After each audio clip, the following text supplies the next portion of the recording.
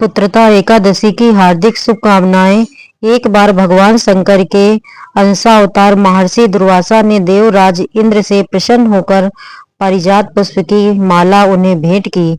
इस माला को देवराज इंद्र ने स्वयं धारण करने के बजाय अपने हाथी ऐरावत को पहना दिया, जिसे ऐरावत ने जमीन पर फेंक दिया।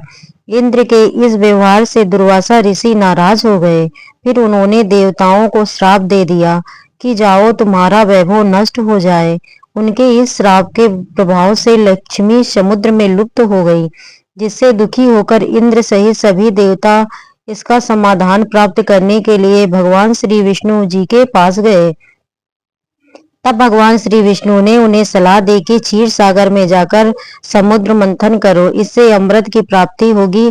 इस अमृत से देवताओं की शक्ति वापस आ जाएगी और इस कार्य को संपन्न करने के लिए मंदराचल पर्वत को मथानी की तरह और वासु की नाक को रस्सी की तरह उपयोग सलाह भी दी। अब इस कार्य के लिए तैयारियां होने लगी और इस कार्य के लिए असुरों का भी सहयोग लिया गया। देवताओं ने असुरों को लालच दिया कि इससे प्राप्त अमृत से हम सभी का जीवन अमर हो जाएगा, जिससे लोभ में सहयोग दिया। समुद्र मंथन के क्रम में जब मंदराचल पर्वत को समुद्र में डालकर मथनी की तरह उपयोग में लाया जाने लगा, तब मंदराचल के नीचे कोई आधार न होने के कारण वह समुद्र में डूबने लगा। अब मंदराचल को आधार प्रदान करने के लिए भगवान श्री विष्णु ने विशाल कर्म अर्थात एक विशाल कच्छप यानी कछुए के रूप में अवतार धारण किया। पूर्ण रूप धारण कर भगवान विष्णु मंदराचल के नीचे स्थित हो गए। फिर समुद्र मंथन द्वारा और इस समुद्र मंथन से श्री लक्ष्मी और अमृत सहित 14 अन्य रत्नों की भी प्राप्ति हुई, जिससे देवताओं का वैभव पहले की तरह स्थापित हो गया। भगवान विष्णु द्वारा कच्छप अवतार धारण करने के उपलक्ष्य में ही लोक में एकादशी के उपवास की परंपरा प्रचलित हुई और ऐसा भी कहा जाता है कि जिस समय भगवान विष्णु ने कच्छप का रूप धारण किया था और उनकी पीठ पर मंदराचल पर्वत मथनी की तरह घूम रहा था, उस समय मंदराचल की चट्टानों की नोक से पीठ के खुजाए जाने के कारण भगवान को अच्छा लगने लगा। इससे उन्हें नींद आने लगी और उनके श्वास की गति बढ़ गई। उस श्वास वायु से समुद्र के जल में तरंगे उत्पन्न होने लगी। इसी के कारण समुद्र में ज्वार भाटों की उत्पत्ति हुई। तो यह भी थी भगवान विष्णु के कूर्म अवतार की कहानी। आइए श्रोतागणों, अब कथा की दिव्य यात्रा में अवतार सवार होकर चलते हैं हस्तिनापुर, उस भव्य महल की ओर जहां पर राजा सिंहासन पर धर्मराज युधिष्ठिर धर्म और सत्य के प्रतीक शांत मुद्रा में विराजमान है। चारों ओर स्वर्ण स्तंभों से राजा का दरबार दीपों की मृदुल ज्योति से अलौकिक है। गंधर्व का मधुर संगीत वातावरण को और पवित्र बना रहा है। इसी अलौकिक महल में भगवान श्री कृष्ण अपनी दिव्य आभा के साथ प्रकट होते हैं। उनकी कृपा से सजी यह सभा अब पूर्ण फलदायक कथा श्रवण के लिए तैयार है। पुत्रदा एकादशी की कथा का प्रवाह अब आरंभ होता है। धर्मराज युधिष्ठिर भगवान श्री कृष्ण से बोले, श्री कृष्ण, आपने शुभ कार्य सफला एकादशी का वर्णन किया, अब कृपा करके शुक्ल पक्ष की एकादशी का महत्व भी बताइए। उसका क्या नाम है, कौन सी विधि है और जिसमें किस देवता का पूजन किया जाता है। भगवान श्री कृष्ण ने इस प्रकार कहा, राजन, पौष के शुक्ल पक्ष की जो एकादशी उसे बताता हूँ, सुनो महाराज। संसार के हित की इच्छा से अब मैं इसका वर्णन करता हूँ।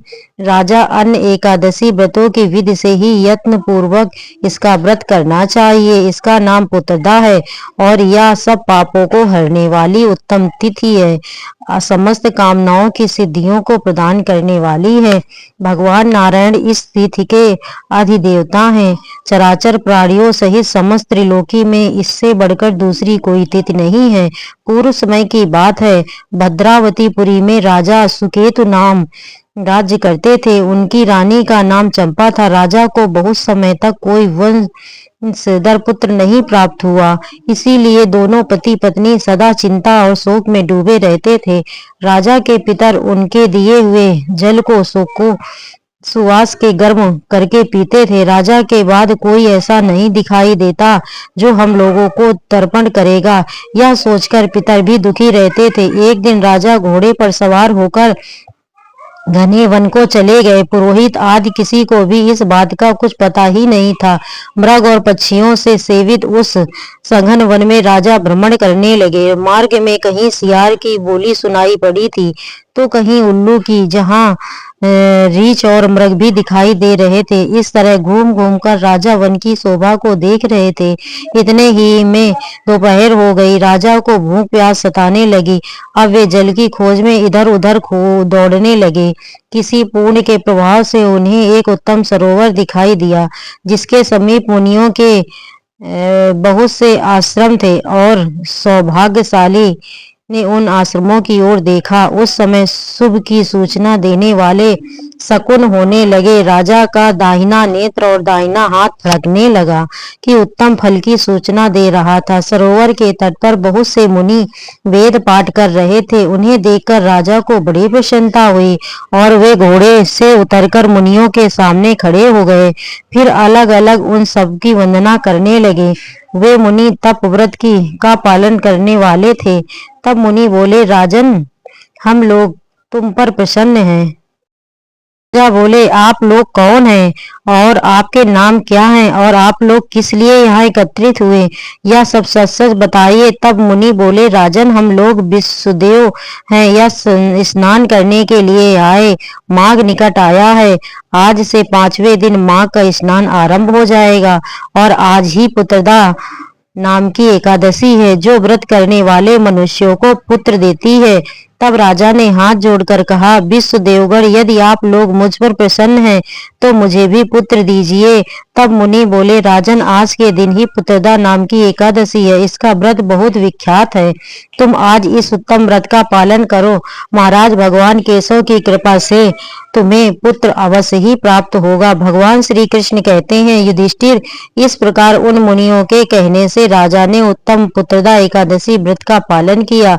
महर्षि के उपदेश के अनुसार विधि पूर्वक पुत्रदा एकादशी का अनुष्ठान किया। फिर द्वादशी को पारण करके मुनियों के चरणों में बारंबार मस्तक झुकाकर राजा अपने घर आए। इसके कुछ ही समय बाद रानी ने गर्भ धारण किया। प्रसव काल आने पर पूर्ण कर्म राजा को अत्यंत तेजस्वी पुत्र रत्न की प्राप्ति, जिसने अपने गुणों से अपने पिता को संतुष्ट कर दिया। वह प्रजा का पालक हुआ। भगवान श्री कृष्ण युधिष्ठिर महाराज से कहते हैं, इसलिए राजा, पुत्रदा का उत्तम व्रत अवश्य करना चाहिए। मैंने लोगों के हित की इच्छा से तुम्हारे सामने इसका वर्णन किया। जो मनुष्य एकाग्रचित होकर पुत्रदा का व्रत करते हैं, वे इस लोक में पुत्र पाकर मृत्यु के पश्चात स्वर्गगामी होते हैं।